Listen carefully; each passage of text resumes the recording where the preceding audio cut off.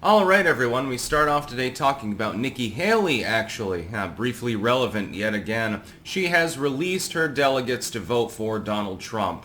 This is fairly meaningful. She only had about 90 primary delegates or thereabouts, but, you still have some.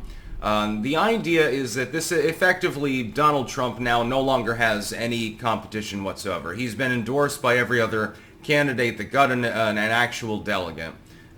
She's releasing them. She's saying, well, Joe Biden can't govern. We must, rally behind Trump. This is fairly meaningful. She was one of the head neocons during the actual election. And other than Ron DeSantis, was the only other person that really ever had any steam whatsoever.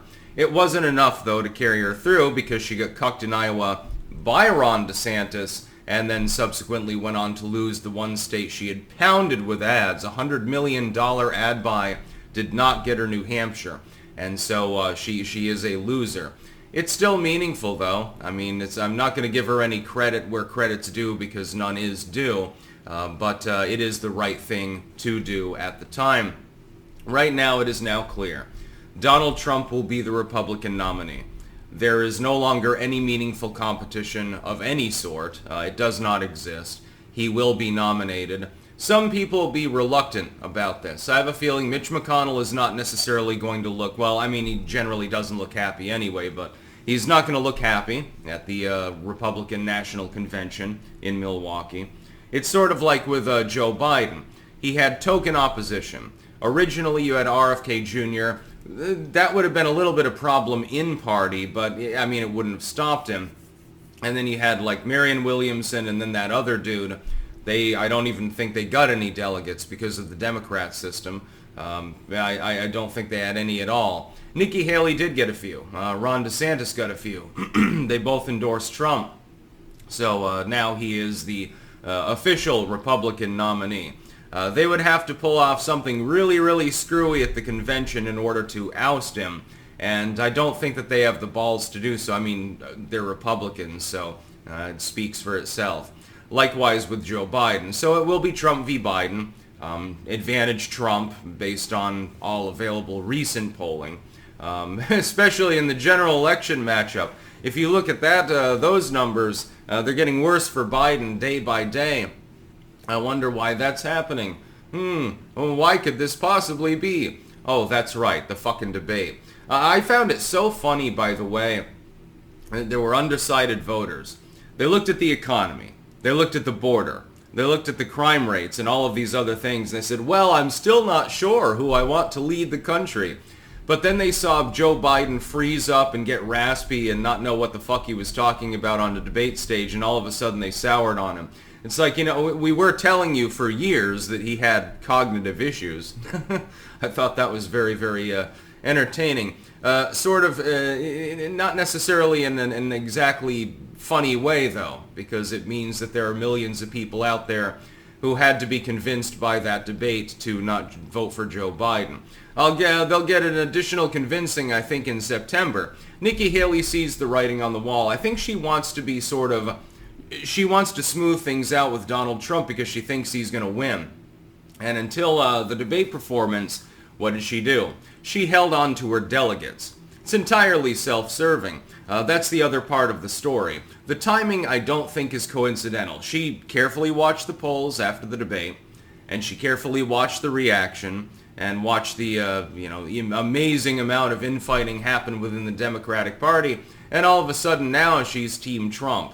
Originally, she was like, maybe I should wait. If Trump is, pushed aside, like he can't get elected or something, so they force him out, I'm probably the nominee.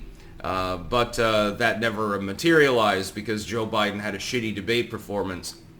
Entirely self-serving, but still helpful. It means that you're not going to see any real problems at the Republican National Convention, like you're likely to see with the Democratic National Convention coincidentally being held in Chicago, echoes of 1968 in the real sense. You're probably going to see more protests, ironically, even among the youth, at the Democratic National Convention than the Republican one. We haven't seen that for some time. I have a feeling that'll be the case as well.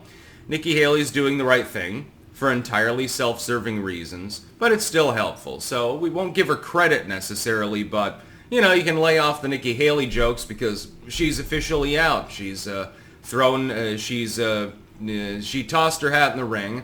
Now she's pulled it back out, and it's covered in pig shit, and she's put it back on her head. But thank you for the delegates. The delegates, Donald, it's like a Ted Cruz moment or something like that. At least Ted Cruz did have viability for a while. Technically, for a little while, he was the front runner. So, at least he had some viability. Nikki Haley never really had that, though. Ron DeSantis was the only one that came close enough so that he could feasibly have a path forward. And in his case, it was more his campaign staff fucked up. They overstretched. They targeted the wrong areas. He put all of his chips down on Iowa, and then he lost Iowa, although he did cuck Nikki Haley, so thank you again for that. And then he didn't really have a ground game in New Hampshire or South Carolina, so he decided to call it quits early. He got out while the getting out was good. Nikki Haley didn't get the memo and stayed in through Super Tuesday, humiliating herself. Yeah, you got a few delegates, including from my home state of Vermont. And how wonderful. That's, by the way, a really Republican state. The Republicans are totally going to take that one. Now, it never made any sense, her run. And after South Carolina, certainly, she should have just dropped out. But she failed to do so. But now she's saying, okay, the war is over. Donald Trump has my delegates. I'm releasing you. Go ahead and vote your conscience, which means they're going to vote for Trump mainly, and clear the path.